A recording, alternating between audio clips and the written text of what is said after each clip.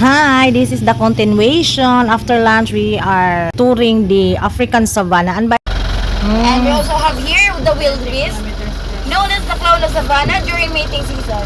Nagsasayaw sila during mating season to attract females po. Oh, Tita Barla Loving Life. Yes, welcome to my vlog. Subscribe and click the notification bell for more updates. See ya! Tita Barla at ang bago niyang buhay.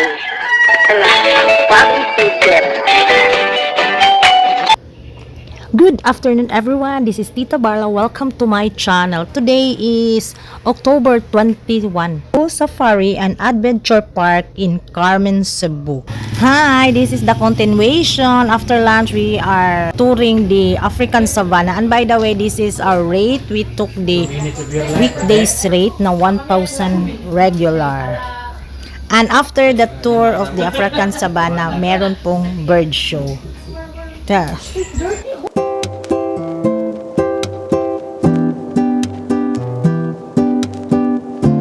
Hi, zebra! Yung lubot tambok. Zebra, they were born with black skin color with white stripe. And they're also herbivore. And their name is Ruella. Ah, hi, Ruella! If they're sleeping, ma'am, mahigda sila. If kanang naara sila sa 20 minutes lang ilang sleeping. Kay gamit na sila mga Dili, predators. slide down.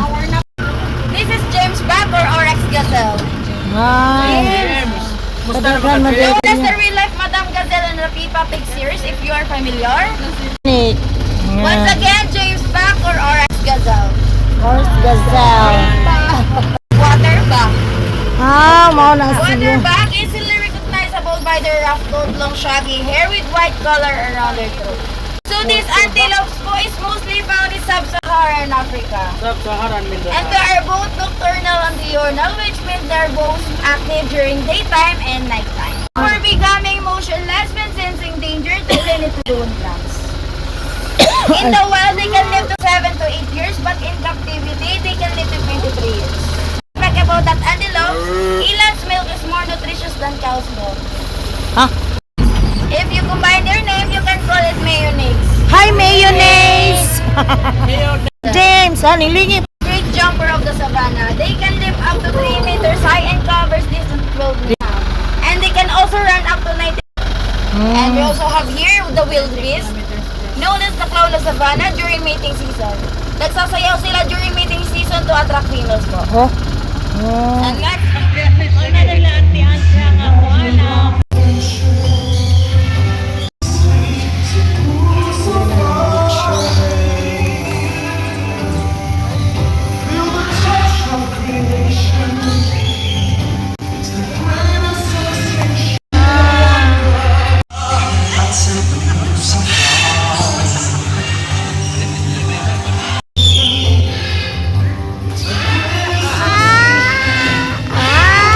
Ah. Ay, ay, ay! Nandool sa inyong tangod.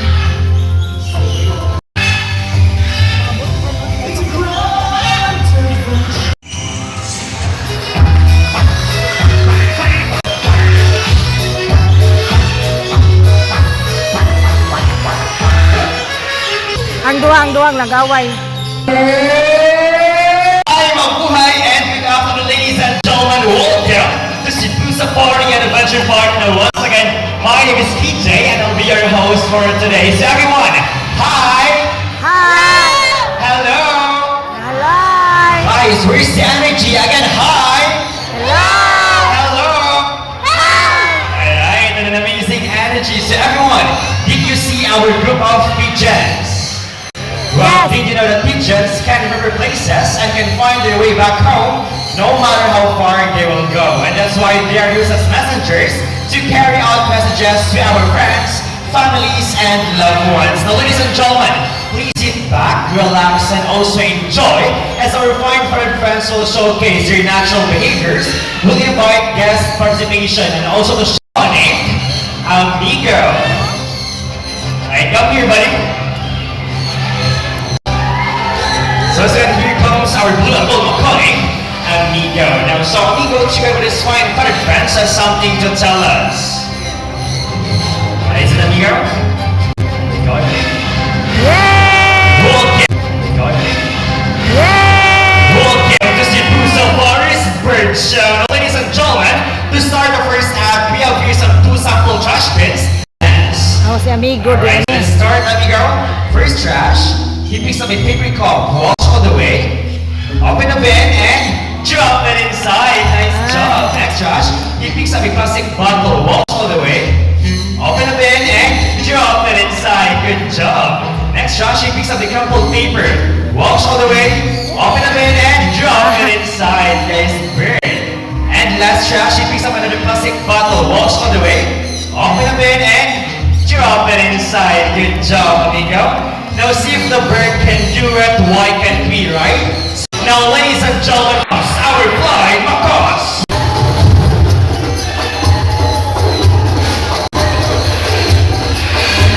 So we have your five flying macaws named Harry, Hardy, Tony, Matt, and Carl.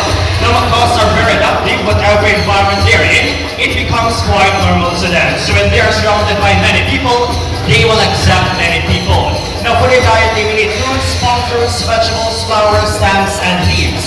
And in the wild, they eat mud or clay to neutralize toxins. We say Jumbo. Jumbo! Alright, everyone say it louder, say Jumbo. Jumbo! There you are, buddy. Now here's our green-winged macaulay, Jumbo. So Jumbo, buddy, good afternoon. Can you wave to the crowd? Like this one. Hi everyone, welcome to Cebu Safari. So everyone, can you wave back and say hello, Jumbo? Hello, Jumbo! So macaws have a very long tail with background. And this one. Nice. As you can see, most of the colors are outside their bodies, and it has less colors underneath its wings. Now Jumbo's going to show us his beautiful wings, but first, can you say wings? Everyone say it again, say wings. And lastly, now Jumbo's going to show us his beautiful tail. Of Sanpreneur.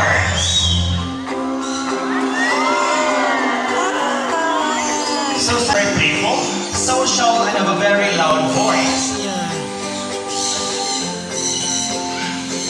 Don't make X movement, eyes to the camera, and give your best smile. Ladies and gentlemen, eyes here and feel the love in the air as we have here our couple, Sanpreneur named Ding and Dong. So Sanpreneurs, they are monogamous type of birds, meaning they only have one partner for a lifetime. Sana all. But when their mother dies, that will be the only time that they will find another mating partner. They're also a monomorphic type of birds, meaning both male and female shares the same physical features. And meet our cute and playful Eclectus parrot named Rio. There you are, buddy. So Rio here is a male Eclectus parrot. Let's see what Rio will do. Nice. So Rio fly to the first hook and made it all the way to the second hook. Good bird. Eclectus parrot, they can grow up to 15 to 18 inches long, and they are known.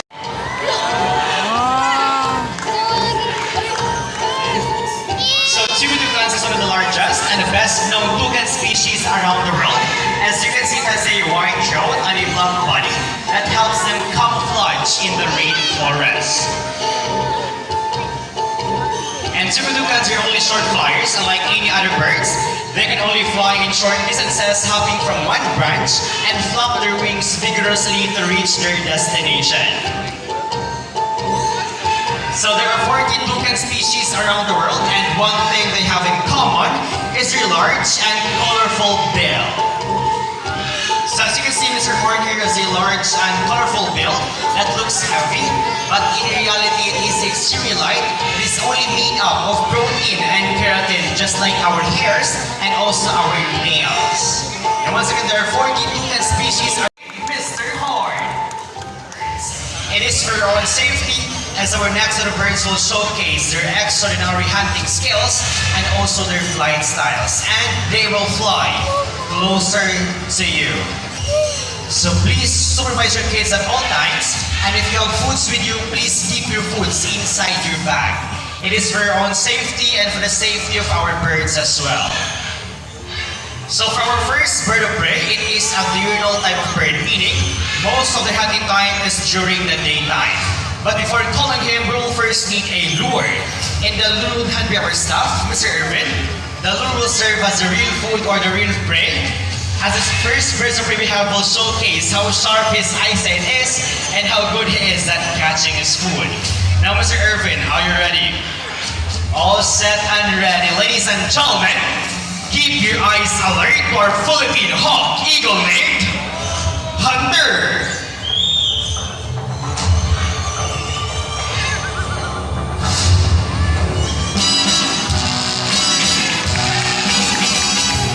Nice catch, Hunter. So Philippine hawk eagle typically hangs from a perch and patiently waiting at the right moment to swoop down its prey. Now as you can see, Mr. Irvin here is wearing a thick glove and that's what I can say. And meet our cute and playful Eclectus parrot named Rio. There you are, buddy. So Rio here is a male Eclectus parrot. Let's see what Rio will do. Nice, so Rio fly to the first hook and made it all the way to the second hook. Good bird. Eclectus parrot, they can grow up to 15 to 18 inches long. Ladies and gentlemen, put your hands together to our snatching brain flight, our prominent kite's named Shadow.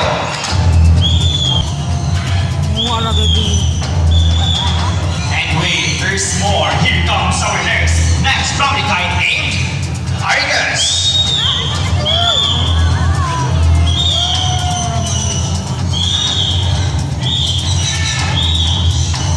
Please remain seated, relax, and be silent as we welcome our eastern grass owl named Bella. So eastern grass owl, they are monogamous type of birds, meaning they only have one partner for a lifetime. Silent stalkers and the silent hunters of the night. Just like any other owls, they can rotate their heads up to 270 degrees. And yes, that is possible. There is this whole body. And lastly, they are known as here in the Philippines as guaco. So round of applause to our eastern grass owl named Bella. Stand still, don't make axe movement. And hold it firmly. Okay, now all set and ready. Now ladies and gentlemen, meet our last prominent kite named Sky.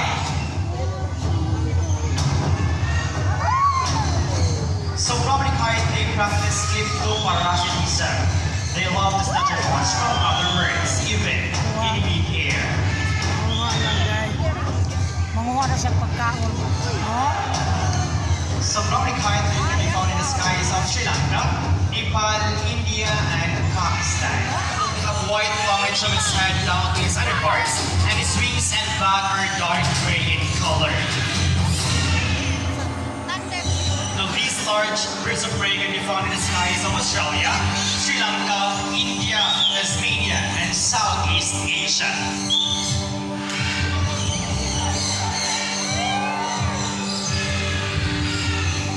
Now for your diet, love to eat sea snakes, small turtles, mammals, and birds.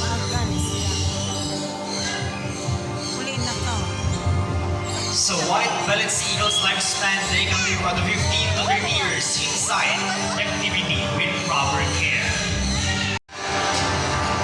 And just to share, the scientific name of this bird is Haliaeetus leucocaster. Haliaeetus means white, leucocaster is bellied. So round of applause to our white-bellied sea eagle named Silver and Marina. Now, ladies and gentlemen, here at Cebu Safari and Adventure Park, we're not just about creating fun and unforgettable experiences. Our top priority is wildlife conservation. We work hard to protect endangered species, provide them with safe habitats, and most especially to educate guests about the importance of preserving nature. Together, we can make a difference for wildlife and for a better future generations. And before we totally end up our show, I would like to introduce you to the people behind this success of the show. My partner here on stage, our bird trainers, Mr. Charles, Mr. James, Miss Rachel, and Miss Debbie. And yours truly, my name is KJ. And to make this even more memorable, we present to you the symbol of love, peace, prosperity, and harmony. Once again, my name is KJ. We hope you enjoy the show. Thank you so much and enjoy the rest of the while.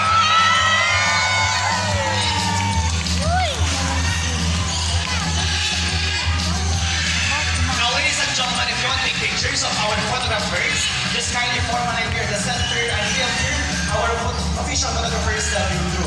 If you want to use your phones, just avoid using flash photographies. For those who haven't been to our client safari, African Savannah, Personal Road, and Camel, just go up and turn to your left side, proceed to Orangutan area. That's our chunk stop for our key attractions inside. And if you want to witness our white Bengal tiger feeding 2:30 p.m., just go up and turn to your right side, proceed to Tiger Turn. Once again, if you want to take pictures of our photographers, kindly form a line here at the center. It is only for free. So thank you so much everyone and enjoy the rest of the while.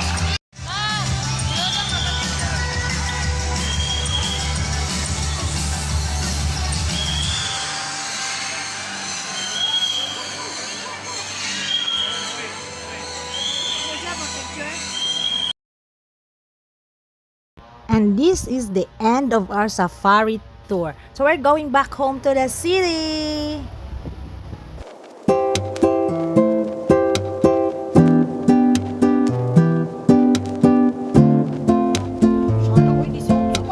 And I have noticed that we have passed our place. Bakit nandito kami sa South Road SRP, South Road Properties? Yun pala ay magdi-dinner kami dito sa may El Corso. And then El Corso na barbecuehan. Tapos dediretso pala kami ng NU Star Casino for a while.